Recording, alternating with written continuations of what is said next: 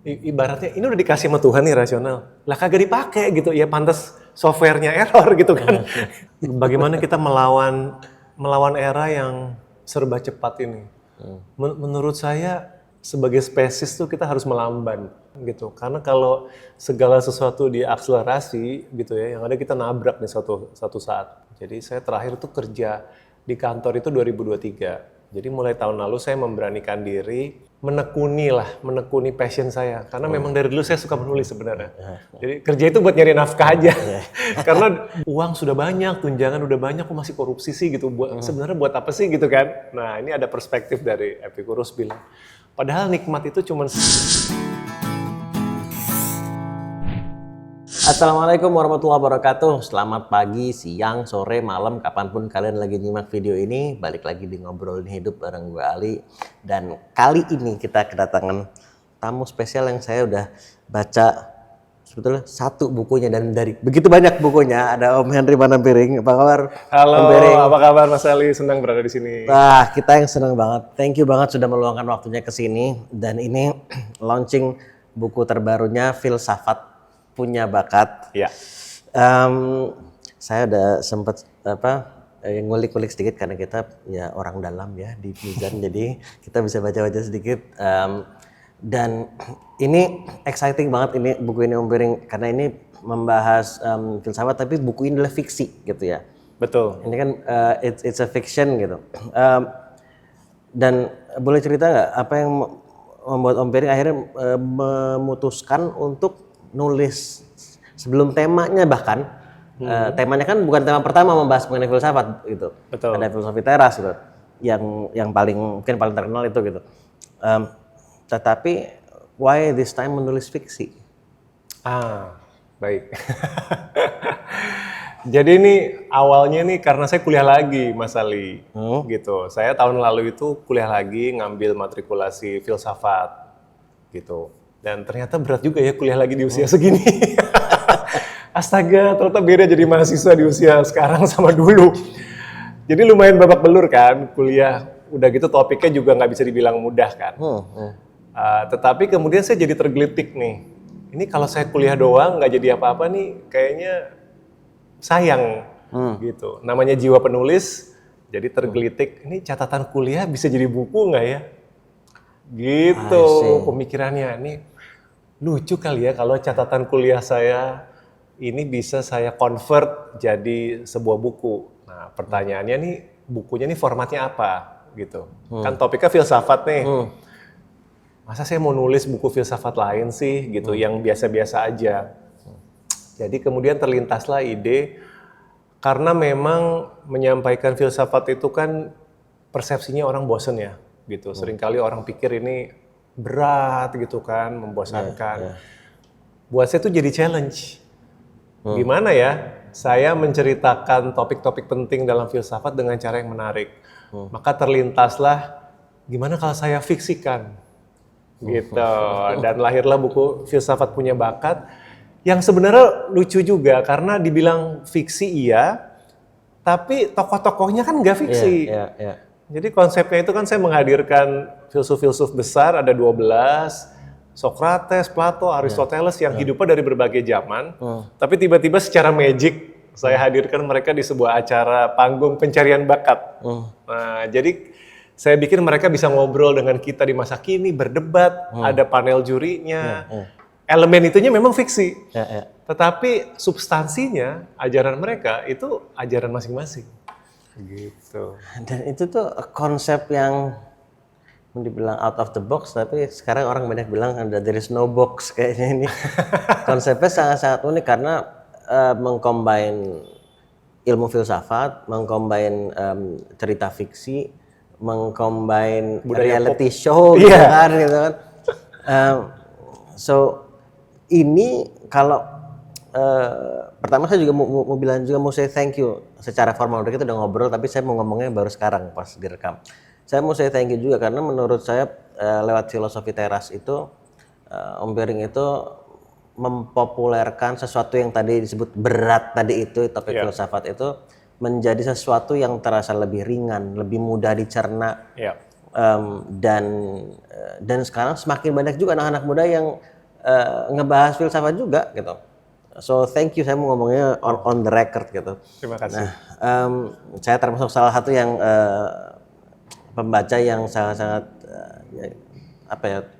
sangat-sangat mendapatkan manfaatnya juga dari buku Filosofi Teras itu. Oh, syukurlah. Tapi kalau dipikirin lagi melihat cara gaya menulis Om Bering, saya harus baca juga buku-buku yang bukan filsafat karena banyak juga kan dari justru lebih banyak yang bukan filsafat kalau secara total ya. Iya betul. Tetapi oke, kembali ke ini filsafat punya bakat. Ya. Ini konsepnya adalah seperti reality show gitu. Betul. Nah, dan itu gimana prosesnya mengcombine itu dengan sesuatu yang sifatnya kekinian gitu. Ya, jadi lagi-lagi saya ini ya mengingat pengalaman saya sebagai mahasiswa, itu kalau kita membaca buku-buku teks filsafat, ajaran para filsuf kuno, seringkali terasa berjarak kan. Saya membaca seorang tokoh historis yang hidup 2000 tahun yang lalu gitu kan. Dia hidup di dunianya, negaranya, masalahnya, terus kata-kata yang dia ucapkan kan memang dalam konteks historis. Dan itu tetap penting. Tapi saya bisa mengerti bahwa kalau ada orang awam mencoba membaca, mungkin udah kepikiran duluan, terus ini hubungannya sama hidup saya sekarang di Indonesia tahun 2025 ini apa sih gitu. Ini kan orang-orang jadul gitu. Nah, jadi saya berusaha menyeret tokoh-tokoh ini ke zaman sekarang untuk membuktikan ke pembaca sebenarnya mereka kalau kita ajak ngobrol langsung, mereka punya point of view loh tentang kondisi hidup kita sekarang. Gitu. Jadi saya paksa mereka untuk hadir di zaman ini, membiarkan mereka pitching, presentasi sendiri. Jadi kan konsep talent show kan ada kontestan, beratraksi kan. Ya udah saya bikin Socrates ngomong di panggung ke audience gitu kan. Ada Aristoteles, ada Al-Kindi, ada Ibnu Rushd untuk bercerita. Kalau mereka bisa ketemu dengan kita sekarang, mereka mau menyampaikan apa? Kenapa kita harus mendengarkan mereka? Dan karena bentuknya talent show gitu, jadi ada jurinya. Iya, ada jurinya. Sehingga ada interaksinya gitu. Betul. Jadi memang komponen tokoh dewan juri ini penting dalam penceritaan ini. Karena juri ini mewakili kita untuk berdebat, untuk bertanya, untuk tidak setuju, nggak apa-apa. Gitu kan kalau di juri talent show kan ada yang dicela, ada Simon Cowell, gitu kan, ada yang Judas, ada yang positif. Ini saya hadirkan juga warna-warna itu. Jadi itu membantu kita yang di masa sekarang ini untuk bisa melihat dan penerapannya lah gitu ya, di situasi seperti di zaman sekarang yang jadi itu yang menurut saya juga keren banget sih konsep itu. Jadi nggak cuman ajarannya aja gitu.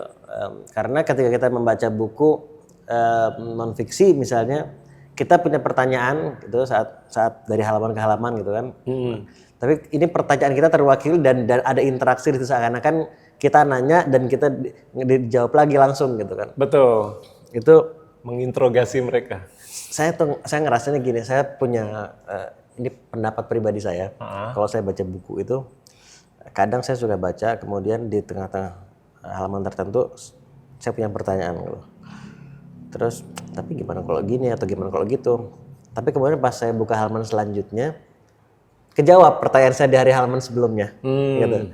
Biasanya ketika ada pengalaman seperti itu saat membaca buku, itu saya semakin ngerasa kayak credibility bukunya kayak naik gitu di mata saya gitu, kayak dia bisa memahami atau cara berpikir gue nih gitu, dia tahu kira-kira gue bakal nanya apa, dan saya ngerasa buku ini kayak begitu.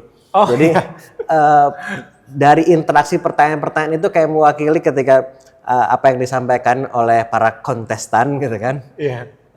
Terus kemudian saya juga punya pertanyaan dan itu ditanya, jadi dan kemudian ada jawaban. Jadi saya ngerasa ini buku ini a very fun way to learn gitu.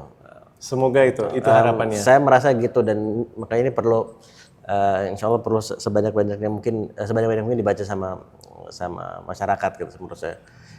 Tapi saya mau balik lagi Om Biring.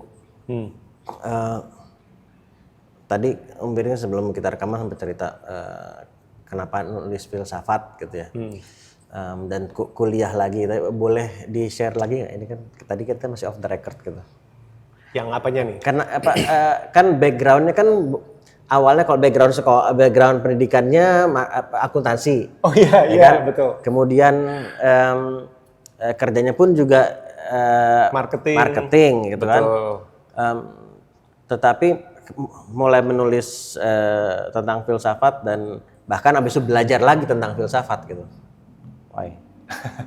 Sebenarnya tidak ada yang direncanakan gitu ya, kayak ini rencana hidup saya ingin seperti itu gitu ya. Agak mengalir sih. Dan sebagai penulis, sebenarnya saya tuh tidak pernah tidak pernah mau dikotakkan sebagai Henry Manampiring tuh penulis filsafat. Walaupun saya nggak bisa menghindari itu gitu, gara-gara filosofi teras tuh orang jadi mengidentikan saya, ini penulis filsafat, penulis stoik. Padahal saya sebenarnya maunya nggak begitu. Saya maunya hanya dikenal sebagai penulis aja. Dan saya tuh ingin tetap mengeksplorasi genre-genre yang berbeda. Termasuk mungkin menulis fiksi romance mungkin, ya fiksi-fiksi yang lain gitu. Nah ini awalnya saya menulis filosofi teras itu kan karena waktu itu saya didiagnosa depresi. Dan saya diterapi oleh dokter. Jadi perlu minum obat Mas Ali. Sebegitu parahnya. Nah tapi inilah kadang-kadang jalan hidup kita nggak tahu ya. Ketika dalam kondisi terbawah, kadang-kadang kita mungkin nggak tahu Tuhan apa semesta tuh lagi nyiapin apa gitu. Dan di tengah-tengah saya lagi di terapi itu, saya ditunjukkanlah filsafat stoik waktu itu. Dalam bentuk buku juga. Jadi saya bertemunya tuh juga di buku dan harapan saya buat yang menonton ini, buku itu powerful gitu. Buku itu bisa mengubah hidup. Dan saya menemukan filsafat stoa, dan saya jadi pulih, gitu. Saya kesembuhannya cepat sekali, karena terbantu kayak terbuka kerangka pikiran saya gitu ya melalui filsafat stoa. Akhirnya saya cuman terpikir sederhana aja, kalau ini bisa membantu saya, mungkin bisa membantu orang Indonesia yang lain. Segitu aja motivasinya. Saya terbantu nih oleh yang namanya filsafat stoik. Kayaknya saya share deh, mungkin ada orang Indonesia lain yang terbantu. Waktu itu kan 2017 belum ada buku populer tentang stoikisme. Jadi spontan sifatnya, mengalir aja. Ya, dilalah ternyata diterima ya, sampai sekarang tuh diterima oleh pembaca Indonesia. Jadi seperti itu perjalanannya. Nah, kemudian kenapa saya sekarang kuliah lagi? Karena saya memang memutuskan berhenti dari pekerjaan corporate yang full time. Jadi saya terakhir tuh kerja di kantor itu 2023. Jadi mulai tahun lalu saya memberanikan diri menekuni passion saya. Karena memang dari dulu saya suka menulis sebenarnya. Jadi kerja itu buat nyari nafkah aja. Karena dulu menulis tuh belum bisa jadi sumber nafkah Mas Ali. Gitu. Baru belakangan kan sudah buku saya lumayan terjual. Ini kayaknya bisa nih jadi sumber nafkah. Nah dengan saya berhenti kerja jadi lebih banyak waktu kan. Gitu, lebih banyak waktu buat menulis, tapi juga saya pikir, saya kan 50 nih tahun ini, tapi ya saya selalu merasa newbie, merasa noob. Iya bagi saya ilmu tuh nggak ada habisnya gitu. Dan saya pikir, kayaknya nih sekarang saya ada kesempatan deh untuk belajar filsafat secara lebih serius. Jadi saya dari dulu, dari muda, itu sebenarnya udah ada ketertarikan dengan filsafat. Jadi kadang-kadang tuh beli buku filsafat gitu. Itu tuh sudah dari dulu, sudah dari muda. Apa misalnya yang kalau yang masih diingat ada dulu? Biasanya buku-buku pengantar kayak Philosophy for Beginner gitu kan. Gitu, bukunya apa sih ini, buku tentang Socrates, buku tentang Machiavelli gitu. Tapi nggak pernah betul-betul diseriusin, jadi cuman sebagai orang awam aja. Nah, sekarang ada waktunya, saya pikir saya mau kuliah lagi gitu.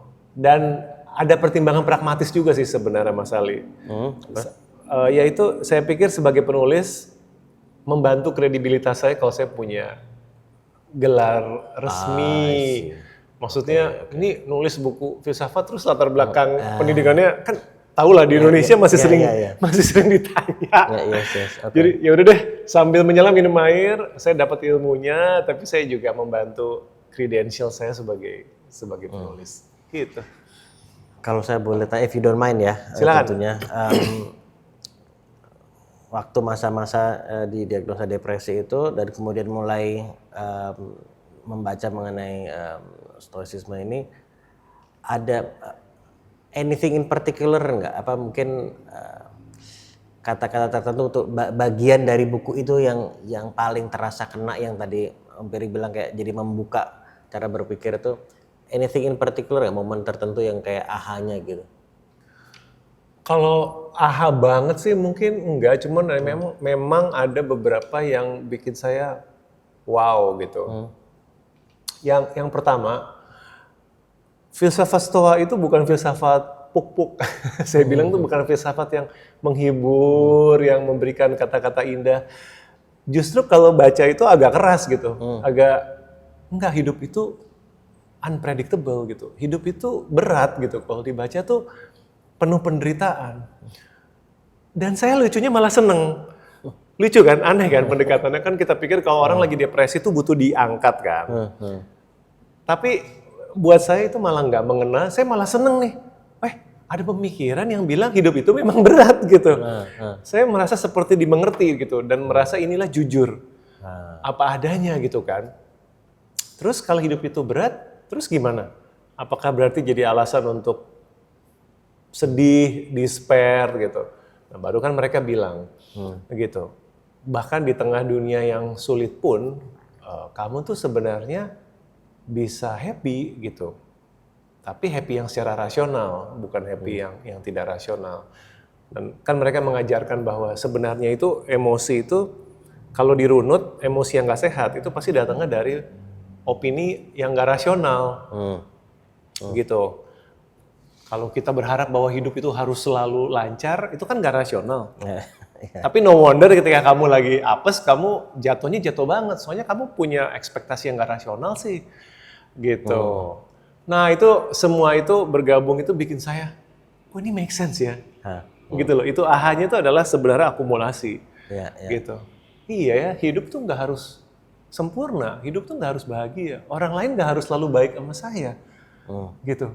Dan ketika ekspektasi tentang hidup menjadi lebih realistis dan rasional, malah lebih mental saya malah lebih sehat, gitu.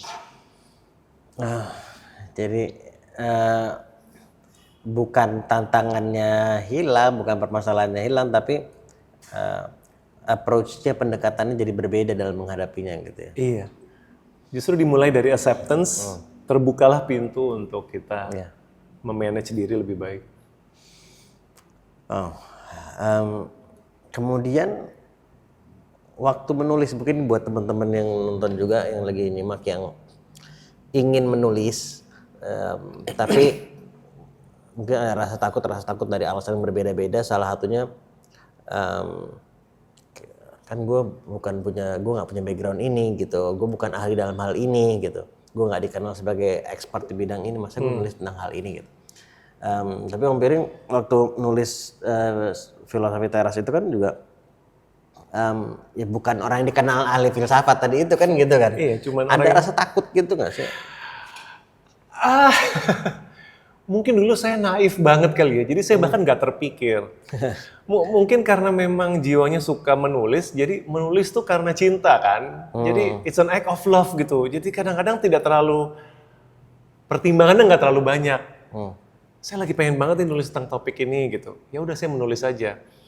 Tentunya ada tanggung jawabnya lah. Jadi bukan saya sembarang menulis juga kan. Tentunya saya risetnya banyak, saya menghadiri kelas, jadi ada pembicara, saya kejar topik yang sesuai gitu. Dan riset pustaka saya banyak. Bahkan filosofi teras itu memang juga di-review ya oleh pengajar Sekolah Tinggi Filsafat tuh juga di-review. Jadi juga nggak sembarangan juga. Tetapi memang tidak ada rasa takut apa, mungkin karena dari awal saya sudah bilang bahwa ini jangan dijadikan buku teks atau buku akademisi. Ini kan buku pengembangan diri, gitu. Jadi apa ya, pagar rigor akademinya tuh boleh lebih longgar lah, karena dia bukan dijadikan buku teks kan. Gitu. Memang buku yang populer aja. gitu. Tapi ya harus dibalance dengan riset sih. Jadi kalau buat yang mau menulis, saya pikir jangan langsung membatasi diri dulu, gitu. Kalau ada sebuah topik yang kamu tuh benar-benar passionate about, kamu pengen tulis, itu aja udah panggilan pertama saya bilang. Jangan buru-buru di-dismiss gitu. Ini ada yang manggil kamu loh buat menulis. Nah, tinggal berikutnya, are you willing to pay the price nggak untuk memenuhi panggilan itu? Harganya apa? Harganya ya put in the work gitu. Kamu tekun nggak untuk baca riset, studi pustaka, interview, mungkin wawancara narasumber gitu. Kalau kamu segitu passionate ya do the work juga. Nah, jadi artinya bukan, kalaupun ada rasa takut ya ketika kita prepare dengan lebih baik itu ya bisa ngebalance lah gitu. Dan tadi kalau saya jadi teringat juga tadi Om Piring bilang tujuannya bahkan waktu itu nulisnya ingin berbagi gitu ya, ingin berbagi pengalaman itu. Jadi semoga diterima tadi itu kan Om Piring bilang gitu. Yeah. Ya, jadi ada memang terpanggil untuk share mengenai hal ini gitu. Ya. Nah sekarang kembali ke filsafat punya bakat buat mereka yang udah baca filosofi teras deh gitu. Apa yang selain ini bentuknya adalah fiksi gitu ya, tapi apa yang berbeda yang akan didapat oleh pembaca gitu? Kemajemukan pikiran, the diversity of thoughts. Kalau filosofi teras itu kan hanya satu stream, satu aliran aja kan, stoikisme kan. Nah ini supaya pembaca tuh tahu filsafat itu luas banget, besar banget, plural banget, macam-macam, beragam sekali alirannya. Dan dari satu buku ini seperti icip-icip saya bilang, gitu. Ini kesempatan nyicip doang, gitu. Oh, ini ada pemikiran Socrates. Oh, ini ada pemikiran Aristoteles. Oh, ini ada pemikiran Descartes. Oh, ini ada pemikiran Al-Kindi, gitu. Silakan teman-teman itu nyicip dulu, gitu ya, berbagai macam rasa. Kalau ada yang menarik, kan bisa kemudian mendalami. Ibaratnya saya mau memperkenalkan makanan Padang ke orang bule gitu. Kan saya nggak mungkin ya bawa semuanya. Saya mungkin bawa rendang doang gitu. Atau ayam pop doang gitu kan. Kalau orang, ini lucu nih makanan apa? Ini makanan Padang. Oh saya mau tahu lebih banyak. Nah silakan pergi ke tempatnya, nyicipin yang lebih dalam. Nah saya berharap pembaca awam Indonesia itu dari buku ini bisa mencicipi berbagai pemikiran yang berbeda-beda. Dari berbagai macam pemikiran dan aliran filsafat yang berbeda-beda ini, apa hal-hal mungkin yang kesamaan dan perbedaannya juga seperti yang paling terlihat gitu, tanpa kita spoil buku yang juga tentunya, tapi in general gitu sudah. Kalau perbedaan sih ya pasti banyak ya, karena kan cara point of view mereka melihat sesuatu hal itu bisa berbeda-beda. Buku ini misalkan banyak menyentuh tentang ketuhanan misalkan, ya kan? Cara mereka memahami Tuhan dan spiritualitas saja tuh bisa macam-macam. Kemudian juga saya memilih 12 filsuf ini sengaja menyentuh aspek yang berbeda-beda, gitu. Kayak misalkan Plato deh. Plato itu kan tokoh yang sangat besar ya, dan ajarannya itu lebar. Tapi karena keterbatasan format buku dan jumlah halaman, saya memilih keberatan dia tentang demokrasi. Nah, kan menarik tuh ya. Demokrasi itu kan kita kayaknya sesuatu yang taken for granted. Oh, demokrasi oke, gitu. Demokrasi pasti bagus. Penting untuk mengetahui bahwa seorang filsuf bernama Plato itu pernah bilang, enggak, demokrasi itu banyak masalahnya. Gitu. Nah ini kan sebuah point of view yang mungkin kita nggak biasa temui, tapi kita harus harus terekspos gitu. Ya. Kemudian misalkan saya memilih Epikuros itu yang mengajarkan bahwa nikmat itu sebenarnya sederhana. Nah ini kan going counter dengan masyarakat kita yang menjadi sangat konsumtif, sangat hedonis, bahkan ini uang sudah banyak, tunjangan udah banyak, kok masih korupsi sih gitu. Sebenarnya buat apa sih gitu kan? Nah ini ada perspektif dari Epikuros bilang, padahal nikmat itu cuman sekedar kamu tuh nggak lapar, kamu nggak haus, kamu nggak kedinginan, kamu nggak kepanasan, kamu nggak stres, itu nikmat kata dia. Sesuatu yang, iya kan kita kan sekarang nikmat harus baju termahal, mobil terbagus, sepatu lari terbaru, HP tercanggih. Rasanya nggak nikmat kalau belum punya itu semua. Ini kita kayak ditampar oleh filsuf untuk bilang, coba dipikirkan lagi deh, kamu itu nggak lapar itu udah nikmat banget loh. Gitu. Nah itu saya senang cara mereka itu menampar kita, ya, baik secara filosofis, secara spiritual untuk memikirkan ulang hal-hal yang selama ini kita percayai begitu saja. Nah itu kalau persamaannya apa? Nah itu persamaannya buat saya, kita itu hidup itu kadang-kadang ngikutin, saya bilang kita tuh suka meminjam pemikiran orang lain, kita belum pernah berpikir untuk diri sendiri. Jadi kita tuh hidup dari kecil tanpa sadar tuh kan kita menerima value atau menerima pandangan-pandangan dari masyarakat, dari orang lain gitu. Dari orang tua bisa, dari sekolah bisa. Dan itu nggak ada salahnya.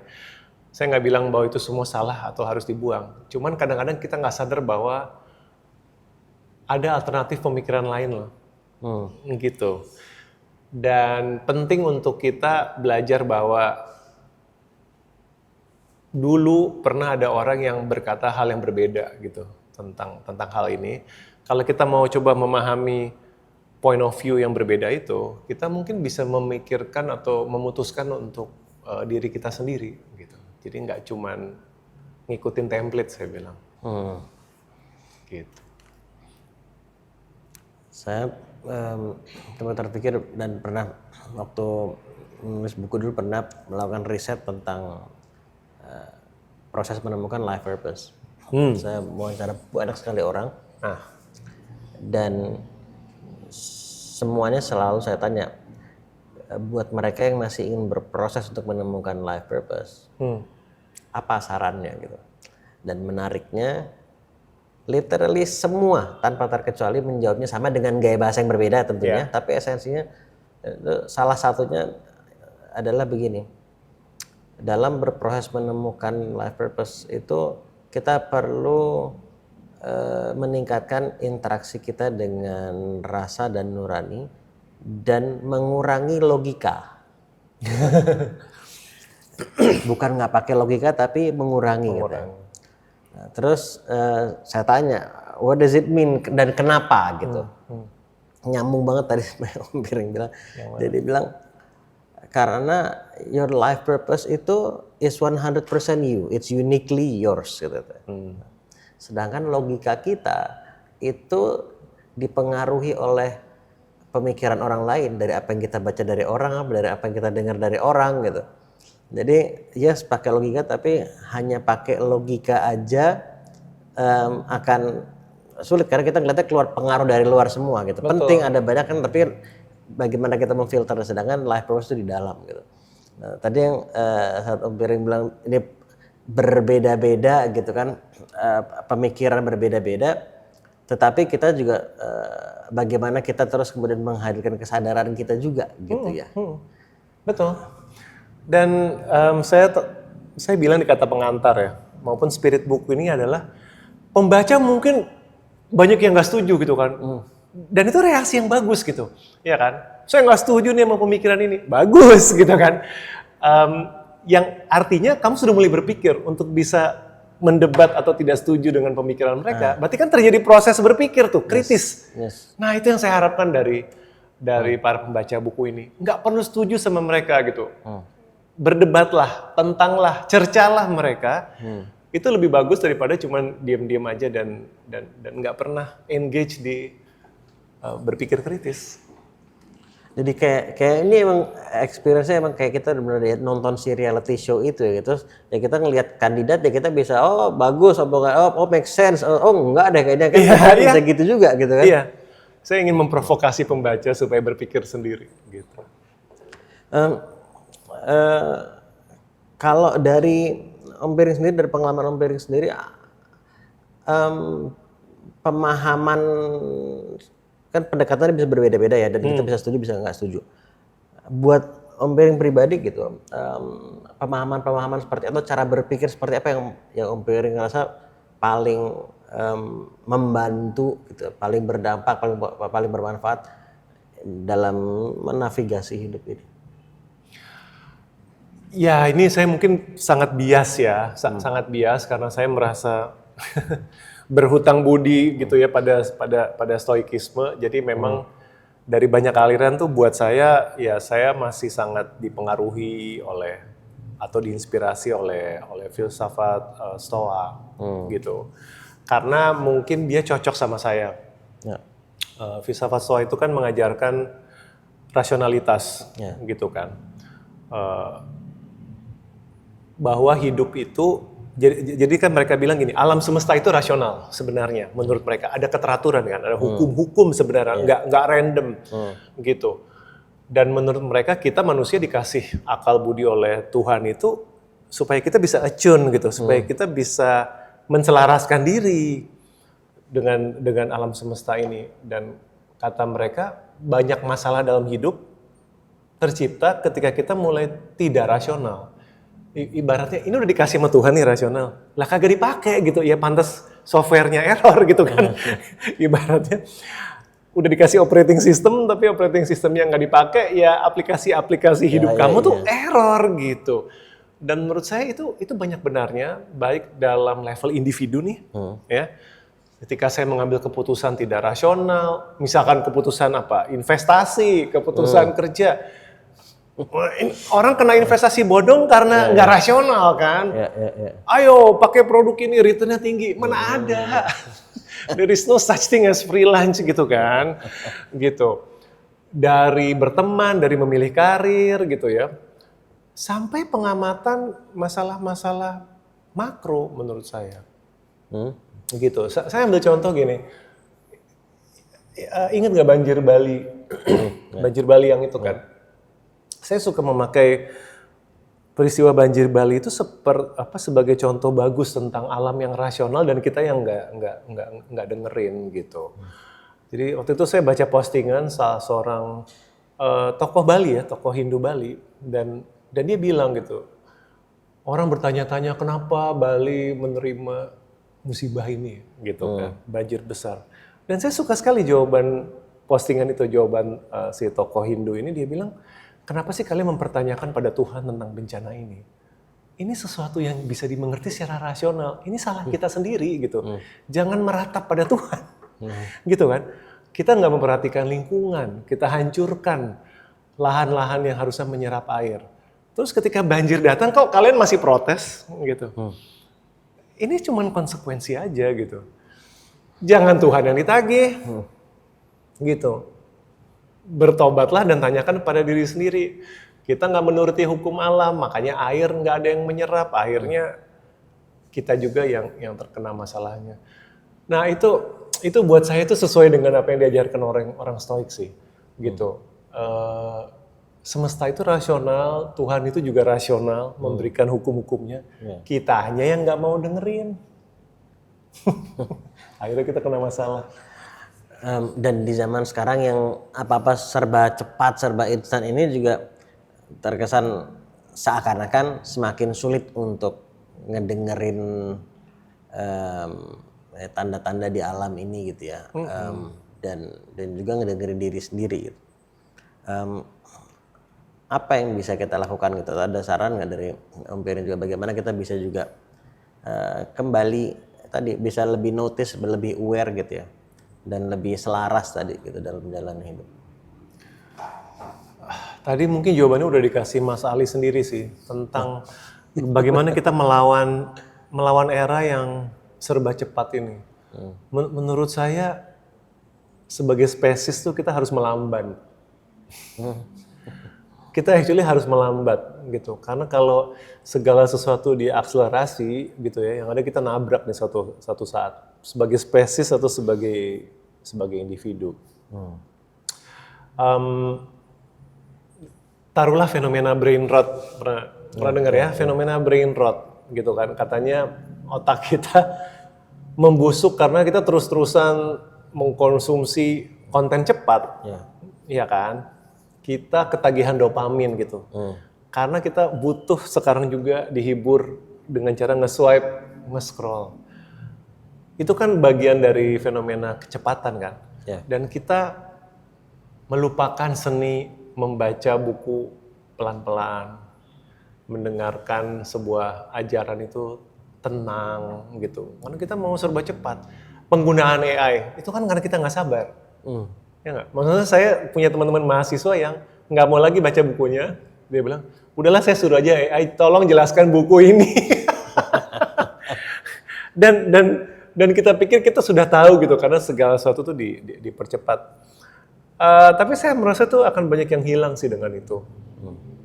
Keserakahan kita terhadap alam itu apa sih kalau bukan karena nafsu cepat? Kita pengen cepat ekstraksi tambang, ekstraksi alam supaya pemerintah dapat memasukkan cepat. Banyak kebijakan muncul tergesa-gesa kan? Tanpa kajian kebijakan publik. Nah, Mas Ali kan kuliah public service. Sebuah public policy kan harusnya takes time sebenarnya. Ada kajiannya, risetnya. Tapi kita merasa kadang-kadang kayak terburu-buru nggak sih? Mungkin kalau saya mau tahu bukan kayak lagi, emang terburu-buru ya. Iya kan? Dipaksakan, di roll out cepet-cepet. Terus tumbanglah korban berjatuhan kan? Gitu. Jadi antidot manusia itu please slow down gitu. Slow down in your thinking, slow down in your reading, slow down in your media consumption, slow down in speaking. Pejabat kita juga kadang-kadang kayaknya ngomong perlu bisa pelan dikit nggak sebelum keluarin statement. Iya, cepat tidak selamanya lebih baik. Mungkin itu insight saya.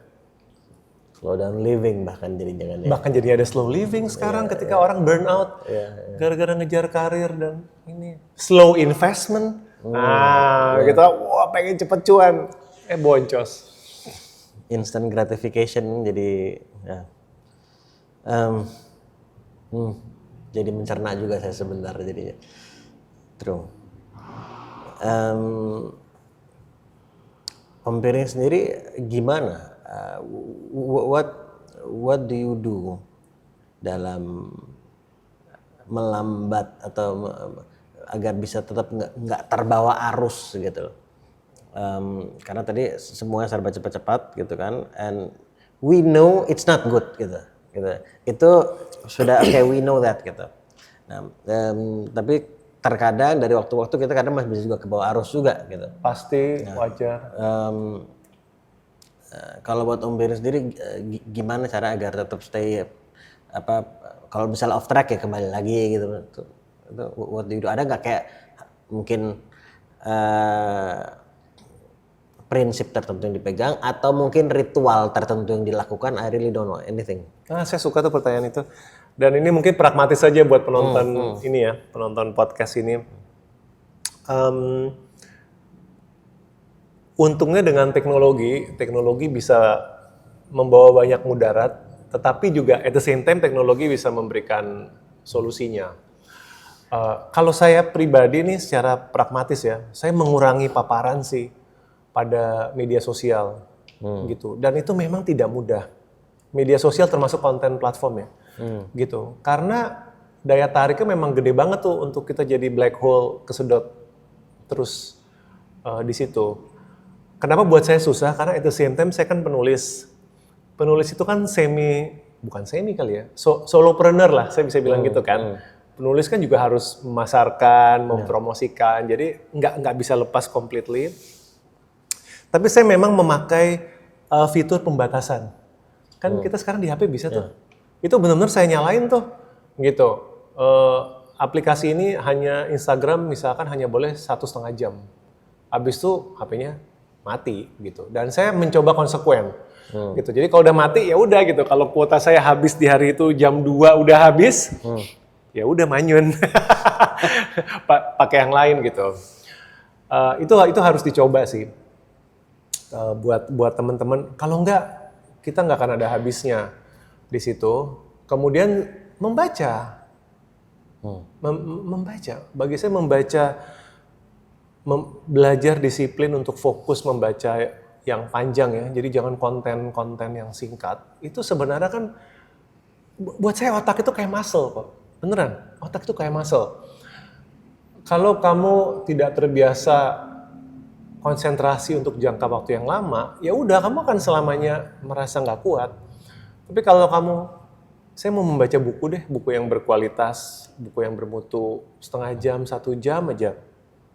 Nanti terbiasa kok, terbiasa untuk berkonsentrasi. Kemudian yang ketiga, jangan takut untuk exit dari stimulus materi atau informasi yang sudah nggak sehat. Ini mungkin saya balik ke salah satu tokoh.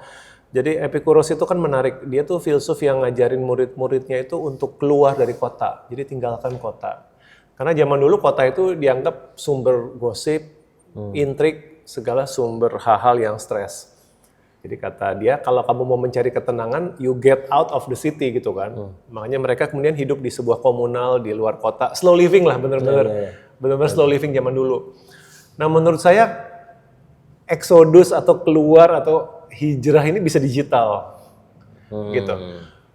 Kalau kamu udah tahu, kamu stres setiap kali baca berita, ada lagi headline yang bikin kamu resah gitu. It's okay loh, it's okay untuk stop dulu, mungkin unfollow atau mungkin keluar untuk regain your calm. Dan itu saya melakukan itu. Jadi saya ada periode di mana saya udah nggak tahan lagi dengan pemberitaan karena setiap hari itu beritanya itu bikin meresahkan. Saya jadinya unfollow loh semua akun berita. Sampai sekarang sih sebenarnya saya belum follow lagi akun berita. Cuman sialnya itu adalah beritanya di repost sama temen gitu kan. Saya kan follow-nya teman. Nah teman-teman saya yang miso-miso jadi kena juga. Tapi itu satu langkah saya mencoba membatasi diri lah. And it's okay. Itu bukan tanda kamu menyerah menurut saya. Itu tanda kamu take control of your mental health. Dan ya kita butuh recharge juga gitu kan ya. Butuh retreat sebentar untuk stay sane ya, untuk tetap waras. Tadi saya mau tanya juga di buku ini, jadi siapa saja gitu kontestan-kontestan ini yang juga mengajarkan untuk melambat dan bisa diterapkan juga di zaman sekarang ini kan gitu kan. Ya, Epikuros salah satunya gitu. Dan di buku ini dia ngajak, sedikit spoiler, dia mengajak para juri dan audience, kamu kenapa sih takut banget melepaskan FOMO gitu kan? Kenapa sih takut banget melepaskan dari semua media sosial dan konten itu? Kita kan suka mikir nanti ketinggalan, ya. But will you die? Enggak kan? Gitu. Kan ada JOMO, makanya saya suka antidotnya FOMO itu kan JOMO kan. Joy of missing out. It's okay lo nggak tahu tren terbaru. It's okay lo nggak tahu barang apa lagi yang viral atau makanan viral. It's okay. Ya, bahkan bisa jadi joy juga, jadi ya karena kita bisa jadi nggak ada fear-nya juga gitu kan. Iya, fear-nya hilang. Nggak apa-apa, saya nggak tahu lagu terbaru atau video terbaru, viral terbaru. It's okay. Om Bering, kalau bicara tentang, saya lagi mikir mau nanya pertanyaan yang mana ada bercabang soal kepala saya sekarang ini. Silakan. Yang Om Bering harapkan tadi, correct me if I'm wrong, dari filsafat punya bakat ini kan banyak aliran yang diceritakan di sini gitu ya, bukan hanya stoikisme saja. Dan harapannya ini bisa pembaca bisa ngicipin gitu yang mana yang mereka anggap mungkin lebih pas buat mereka, dan itu bisa kemudian didalami gitu ya. Betul. Nah, kalau kita bicara dari berbagai macam aliran ini juga gitu ya, kira-kira tadi kan Om Beri bilang kalau stoicisme itu yang terasa paling kena lah, mungkin karena ada pengalaman di awalnya juga. Betul, gitu ya. Betul. Ada nggak dari mungkin orang-orang yang Om Beri kenal juga yang menerapkan mungkin dari aliran yang berbeda-beda dan bentuk penerapannya seperti apa gitu?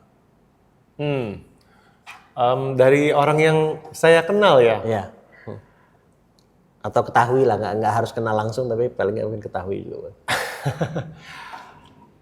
Saya suka dengan para filsuf Islam ya. Ini saya spesial banget, walaupun sebenarnya di kuliah saya nggak diajarin. Tapi ini inisiatif sendiri, saya harus memasukkan Al-Kindi dan Ibnu Rushd, karena menurut saya dunia filsafat dunia itu berhutang budi pada para filsuf Arab dan filsuf Islam in general. Dan saya suka dengan Al-Kindi dan Ibnu Rushd yang bilang bahwa kebenaran itu universal. Kebenaran itu tidak pernah milik eksklusif golongan tertentu. Truth is truth gitu. Tidak ada kebenaran versi orang Islam berarti akan berbeda dengan kebenaran versi orang Kristen. Dan saya kagum sekali pas membaca mereka memaparkan itu ya. Dan itu mengingatkan saya pada banyak orang-orang di sekitar saya itu yang open minded sekali gitu, yang tidak bergaul hanya dengan agamanya atau kelompoknya sendiri gitu. Mereka tuh terbuka untuk dialog dari orang yang berbeda keyakinan, dari orang yang berbeda bahkan ideologi atau berbeda haluan politik gitu. Nah itu buat saya mereka adalah orang-orang yang seperti itu gitu.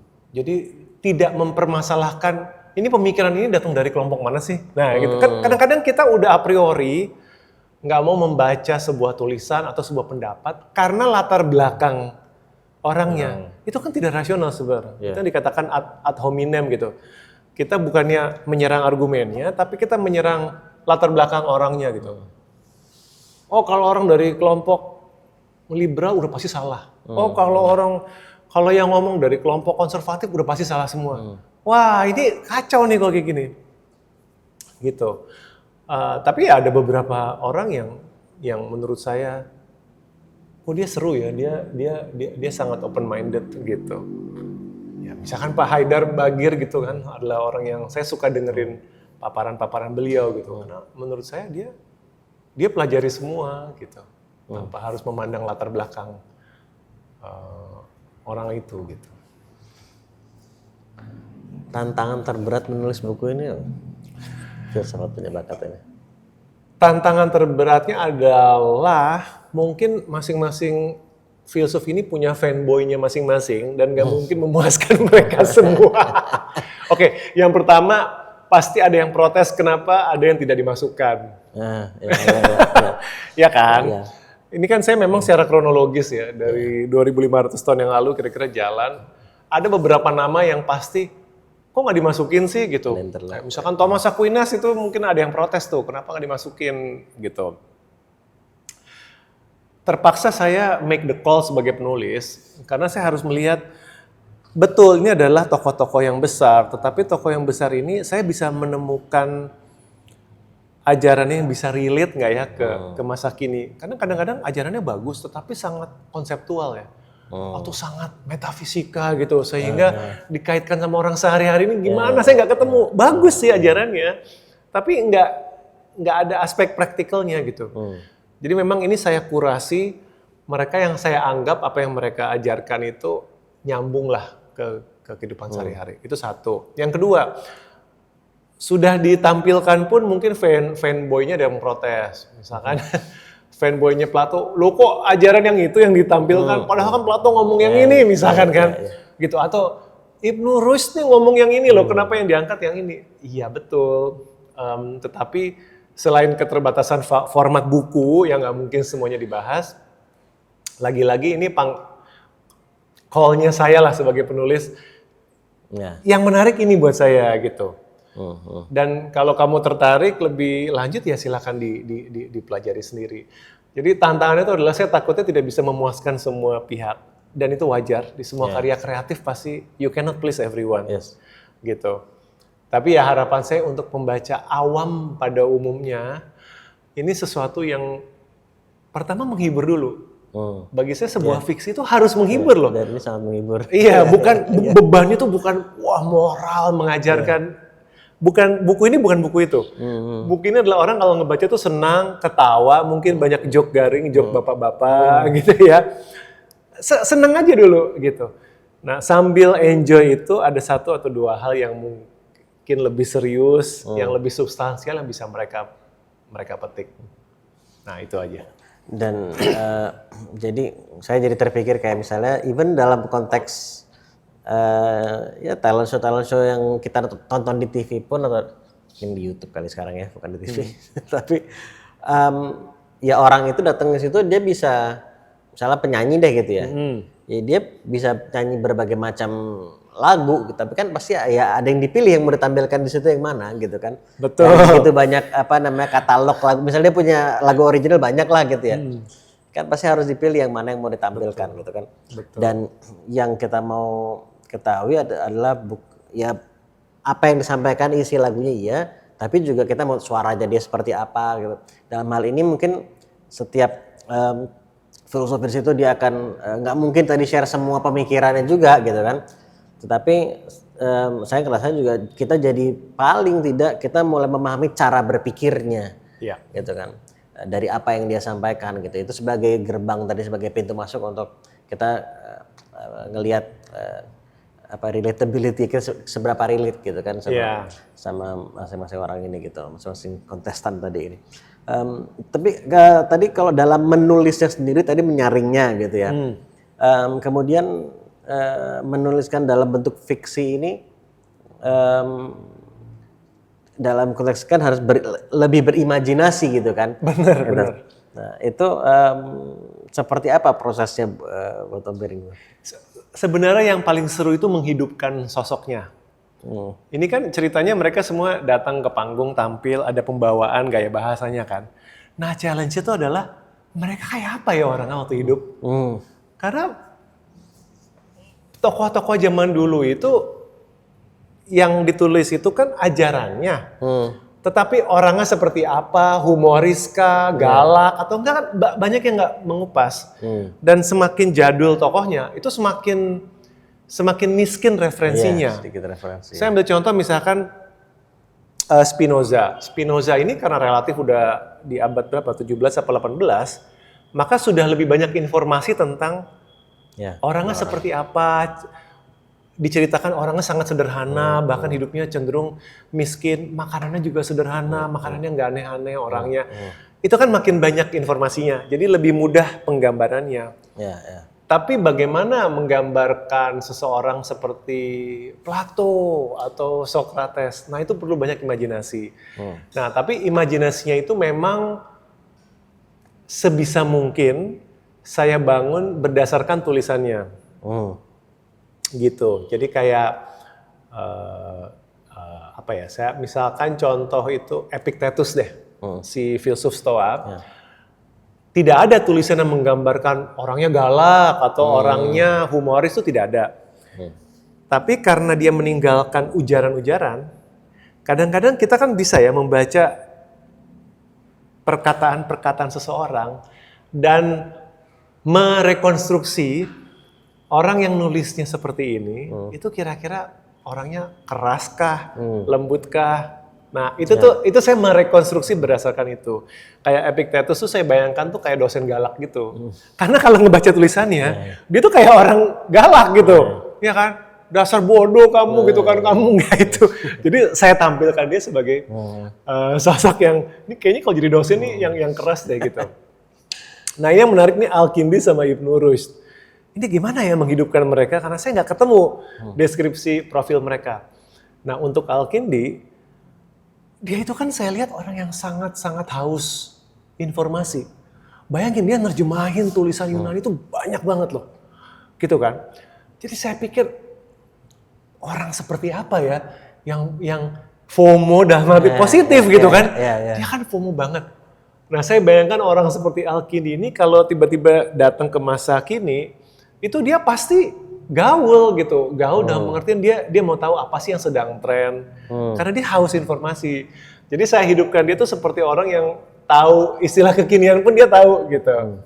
Gitu. Dia tahu nih istilah anak muda karena dia pasti rasa ingin tahunya besar. Nah, itu tuh challenge imajinasi dan kreativitas itu adalah sosok-sosok ini gimana ya menghidupkannya gitu. Dan itu it's fun. Iya, it's really fun to very write. fun. Kita yang membaca pun juga it's very fun juga gitu. Saya paling tidak. Dan tadi saya notice satu hal sangat menarik. Saya tanya tentang tantangannya, tapi Om Pering pertama kali menjawab yang seru itu adalah. Nah, jadi you don't see it sebagai ya tantangan, tapi sebagai sesuatu yang seru gitu. Iya, seru dong. Ya. Dan juga imajinasinya, jadi sekali lagi imajinasi yang ada basisnya juga gitu, bukan ngasal. Berarti kan yang di riset pun bukan hanya mempelajari pemikirannya, tapi sebisa mungkin mendapatkan informasi dari yang available tentang seperti apa orangnya sebagai basis untuk menghidupkan setiap orang ini. Ini memang, jadi ini keren sih ini keren. In a way kayak bikin film biografi nggak sih? Kayak kayak bikin biopik. Persis saya tadi mikir kan? gitu ya. Oke lah, bikin film tentang Winston Churchill lebih mudah karena banyak footage atau referensinya. Tapi bikin film tentang Alexander Agung misalkan, kan? Bikin film tentang Sultan Agung, Pangeran Diponegoro. Kita nggak mungkin melepaskan diri dari rekaan ya. Tinggal rekaannya itu harus ada basisnya gitu. Yes. Dan ini by the way lupa, tapi kita buat gini aja nanti Mas Irwan, ini tetap on. Nanti kayaknya kalian harusnya kita udah ngobrol udah sejam. Udah 1 jam. Nggak terasa. Belum. 55 menit ya kurang lebih lah ya. Berarti tadi kan kalian sambil nonton video ini juga muncul di video ini untuk bisa langsung klik untuk dapetin bukunya, atau langsung beli bukunya. Jadi sebelum misalnya saya pindah ke video lain untuk aktivitas lain juga make sure udah dapetin pesan dulu bukunya, karena ini bukunya sangat-sangat menarik. Terima kasih. Kita terhibur, kita berpikir, kita berefleksi tentunya, dan kita belajar. Dan tadi kita jadi saya merasa tadi lebih kaya gitu, terhibur tapi merasa lebih kaya dengan berbagai macam cara berpikir tadi. It's not about right or wrong gitu kan ya, tapi melihat aja ada angle ini ya, ada angle itu ya gitu. Dan dari angle berbeda-beda kita jadi melihat ya hidup pun juga begitu kan ya. Saya ngerasanya kayak saya ngelihat Om Pering dari angle ini seperti ini, saya ngeliat dari sebelah sana pasti angle-nya beda gitu kan. Jadi kita melihat life from many different angles, and dari angle mana mungkin lebih relate untuk kita dan lebih bermanfaat untuk kita gitu kan. Ya. Sekali lagi thank you banget Om Pering. Ada ini nggak? Ada nggak hal penting yang hal yang menurut Om Pering itu penting untuk disampaikan, tapi belum tersampaikan karena saya belum nanya? Ada? Kayaknya pertanyaannya udah cover semua. Mungkin kalau saya ingin menyampaikan, karena target membaca buku ini kan awam. Jadi bukan orang yang sudah serius meminati filsafat. Bukan ini targetnya. Saya benar-benar orang-orang, ya kebanyakan lah. Harapan saya adalah give philosophy a try. Gitu. Cobalah sedikit menyimak filsafat. Mungkin kita semua ada suzon-suzon tentang filsafat, itu coba ditahan dulu gitu ya. Bisa baca dari tulisan yang ringan seperti ini. Kalau teman-teman selama ini penasaran sama filsafat tapi takut berat ya gitu kan. Saya memberikan buku ini supaya bisa nyicip itu. Dan siapa tahu yang tadi Mas Ali bilang gitu. Ketika kita mendapat angle yang berbeda untuk suatu topik yang kita pikir selama ini kita tahu, itu membuka wawasan gitu. Dan paling minimal nih, jadi ada bahan tongkrongan lebih lah. Daripada nongkrong sama temen ngomongin artis cerai melulu. Gimana kalau nongkrong sama temen tuh kita ngomongin filosofi. Dan ini kan nongkrong sama filosofi juga di sini kan jadi. Iya, lebih positif dan bermanfaat. Thank you banget. Terima kasih. Kalau mereka yang mau reach out ke Om Pering kemana? Sosial media atau? Iya, saya aktif di Instagram di akun saya H Manam Piring. Gitu. Di Instagram ya. Dan tadi di layar juga kan kita sudah tampilkan.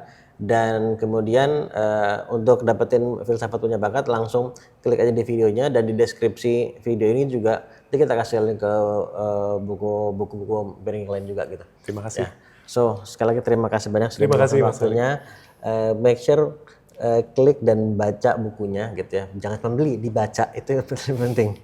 Dibeli dan dibaca, insya Allah bermanfaat dan insya Allah dimanfaatkan. Dan thank you udah sampai nonton di sini, mudah-mudahan bermanfaat dan dimanfaatkan. Thank you so much. Terima kasih Mas Ali, my pleasure. Terima kasih banyak. Thank you so much.